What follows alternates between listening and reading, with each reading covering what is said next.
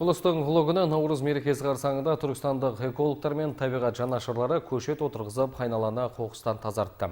Бір тал кессең, 10 тал ек деген дана бабаларымыздың қалған қағиданы берік ұстанған азаматтар барша облыс тұрғындарын ағаш егіп, қоршаған ортаны құл қоқыстан тазартуға шақырды.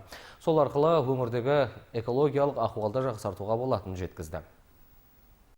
Табиғат жанашырлары бұл жолы ағаш егіп, қоршаған ортаны тазалау жұмыстарын Құшжата елді мекенінен бастады. Сырдария Түркістан мемлекеттік өңірлік табиғи паркі мен облыстық экология және табиғат пайдалануды реттеу басқармасының 150-ге жуық қызметкері елді мекеннің айналасындағы арғатсыздардың жолын ашты. Одан кейін сынған ағаш бұтақтары мен жапырақтарды жинап, табиғат ананы күл қоқыстан тазартты. Ауыл тұрғындарын өз ауласын таза ұстауға шақырды. Бұл бірінші осы рекреационный зона дейміз, парктер, скверлер соны тазалау. Екінші, заңсыз мусор тасталған жерде стихийный свалка дейді ғой, соны тазалау. Үшінші, ең керегі осы елді мекендердің халқын, өзінің үйін төңірегін тазалау. Сондықтан келетін акция бірінші мен шақырғым келеді, осы бүкіл Түркістан облысының тұрғындарын бірінші кезекте өзінің үйін ауласын тазаласа.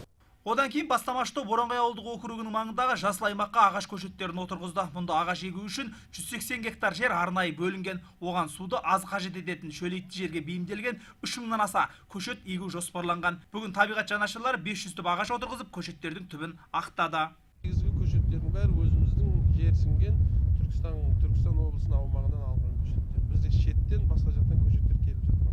Жасыл аймақ мемлекеттік мекемесінің аумағынан 250 гектар жерге тұқым бақ орнатылған, сол жерден де көшеттер қазіргі күнде алынып жатыр. Табиғат жанашырлары мұнымен тоқтап қалмақ емес. Ел тәуелсіздігінің 30 жылдығына орай Түркістан облысы аумағында 30 миллион түп ағаш егуді жоспарлап отыр. Айта кетейік, 2019 жыл Түркістан қаласы маңынан жасыл белдеу құрылған болатын. Онда 7700 гектар алқапқа әртүрлі ағаш көшетін егу көзделген. Өткен жылы соның 4,5 мыңына 5 миллионға жуық ағаш көшеті егілді. Биыл қалған 3,5 мың гектары толық игеріледі деп жоспарланып отыр.